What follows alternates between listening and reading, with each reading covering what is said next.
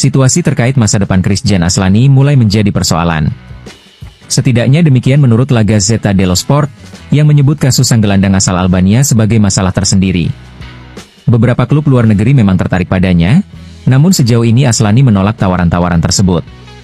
Sikap ini mulai membuat manajemen Inter kesal, karena mereka berharap bisa mendapatkan sekitar 15 juta euro dari penjualannya, jumlah yang tampaknya tak ingin dikeluarkan oleh klub-klub di Italia, terlebih jika harus dalam bentuk transfer permanen.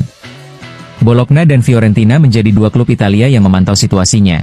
Namun ketertarikan terbesar justru datang dari luar Italia, terutama dari Real Betis. Klub asal Spanyol yang menjadi finalis Conference League musim lalu itu bahkan sudah bertemu dengan agen sang pemain untuk memulai negosiasi. Sayangnya, pembicaraan tersebut belum menemui perkembangan signifikan, karena Aslani sendiri tidak terlalu tertarik bermain di La Liga. Inter berharap bisa melepasnya secara permanen atau lewat formula lain yang bisa menghasilkan sekitar 12 juta euro, dana yang rencananya akan dialihkan untuk memperkuat sektor lain, misalnya untuk mendatangkan Giovanni Leoni. Fiorentina masih menjadi opsi alternatif, namun semuanya masih belum pasti dan butuh perkembangan lebih lanjut.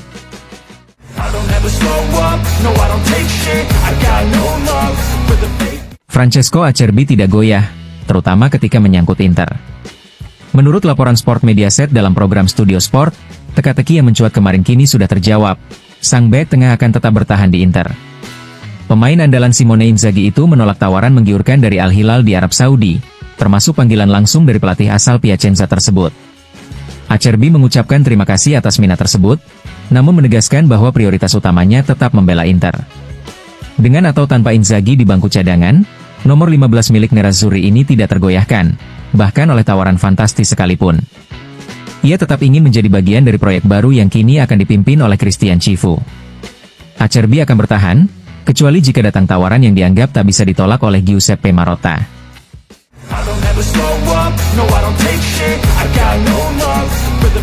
Cagliari telah menetapkan hari yang tepat untuk merampungkan dua perekrutan pemain baru, yaitu Sebastiano Esposito dan Michael Folorunsho.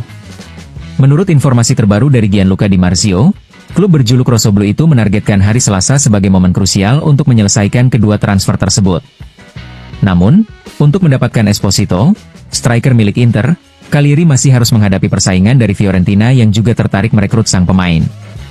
Meskipun demikian, manajemen Cagliari optimis bisa mengamankan kedua nama tersebut demi memperkuat skuad menjelang musim baru.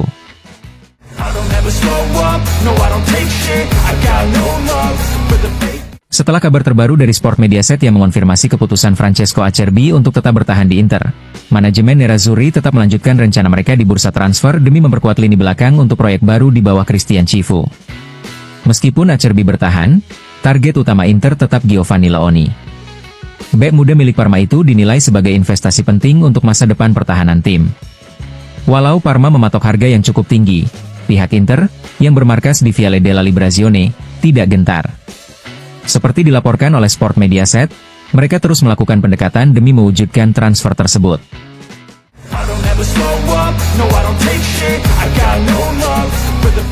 AS Roma bergerak serius dalam perburuan Richard Rios, gelandang asal Kolombia milik Palmeiras yang sebelumnya juga dikaitkan dengan Inter sebagai calon pengganti Hakan Calhanoglu. Namun, minat Inter terhadap Rios mulai meredup seiring kemungkinan Calhanoglu bertahan di skuad Nerazzurri setelah perubahan arah strategi transfer.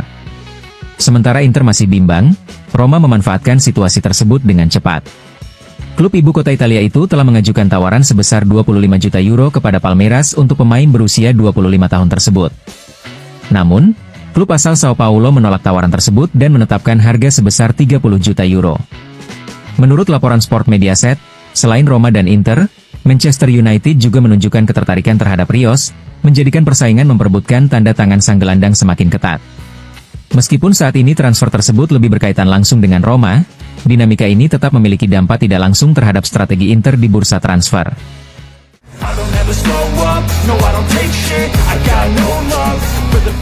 Nico Pas tampaknya akan tetap bermain di Serie A setidaknya untuk satu musim lagi. Seperti dilaporkan oleh Fabrizio Romano di X, Real Madrid telah memberi konfirmasi kepada Como bahwa mereka tidak akan mengaktifkan klausul pembelian kembali senilai 8 juta euro untuk gelandang kreatif asal Argentina tersebut.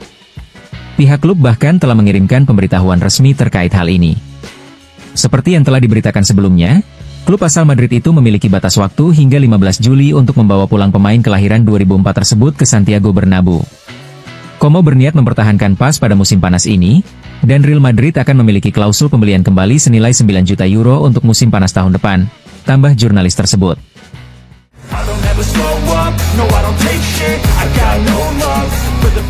Nama Granit Xhaka kembali mencuat sebagai opsi potensial untuk memperkuat lini tengah Inter dalam beberapa jam terakhir. Sebelumnya, gelandang asal Swiss itu juga sempat dikaitkan dengan Milan dan Juventus. Namun, untuk saat ini, Xhaka tetap fokus pada masa depannya bersama Bayer Leverkusen. Menurut laporan dari Bild, Xhaka telah hadir dalam sesi awal tes fisik pramusim dengan suasana hati yang positif. Ia juga terlihat menyambut hangat rekan barunya, Ibrahim Maza, dengan berjabat tangan di pusat kebugaran Bay Arena. Kecuali terjadi kejutan besar, Xhaka akan tetap bergabung bersama skuad Bayer Leverkusen untuk terbang ke Rio de Janeiro pada Senin malam sesuai agenda klub. Peluang transfer baru akan terbuka jika ada tawaran yang benar-benar tak bisa ditolak, baik oleh pihak klub maupun sang pemain sendiri.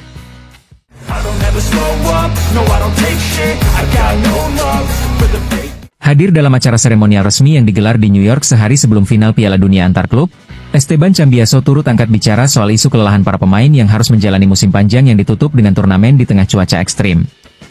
Mantan gelandang Inter itu membantah klaim bahwa beban fisik pemain saat ini lebih berat dibanding masa lalu. Kalau kita hitung jumlah menit bermain para pemain saat ini, hasilnya kurang lebih sama dengan yang dimainkan pemain 15 atau 20 tahun lalu, ujar Cambiaso. Kalau bicara soal nama, kita bisa sebut Javier Zanetti, yang mungkin jauh lebih banyak bermain dibanding Cucurella selama 10 hingga 15 tahun. Jadi, sebelum membuat pernyataan, kita harus membandingkan, mempelajari, dan menganalisis data sejarah sepak bola secara menyeluruh. Kita harus selalu menyesuaikan diri dengan kebutuhan zaman. Musim dimulai dengan pramusim, lalu berlanjut ke laga uji coba dan pertandingan resmi.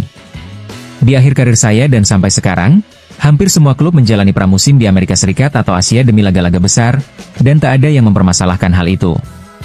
Cambiaso juga menekankan pentingnya memahami konteks modern, terutama dengan adanya aturan 5 pergantian pemain. Sekarang 5 pergantian memberi dampak besar bagi para pelatih. Mereka bisa mengatur beban fisik lebih baik, memberi kesempatan bermain lebih merata, dan memberikan waktu istirahat kepada pemain yang tampil lebih banyak.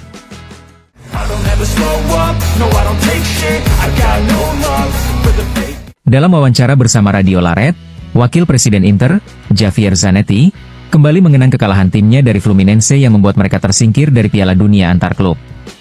Perasaan kami campur aduk, ujar legenda asal Argentina itu.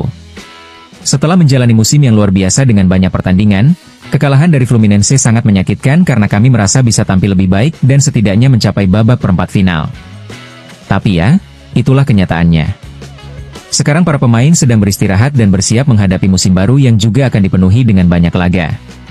Zanetti juga mengakui bahwa para pemain Inter telah mengalami kelelahan fisik dan mental akibat padatnya jadwal. Terutama jika kamu punya ambisi besar seperti kami dan terlibat dalam setiap kompetisi, tambahnya. Dalam kesempatan yang sama, pria yang dijuluki Pupi ini juga menyoroti performa buruk dua tim Argentina, River Plate dan Boca Juniors yang tersingkir di babak grup turnamen Piala Dunia antar klub. River ada di grup yang sama dengan kami dan seharusnya bisa menyelesaikan laga terakhirnya dengan lebih baik, yang saya rasa justru merupakan pertandingan terbaik kami.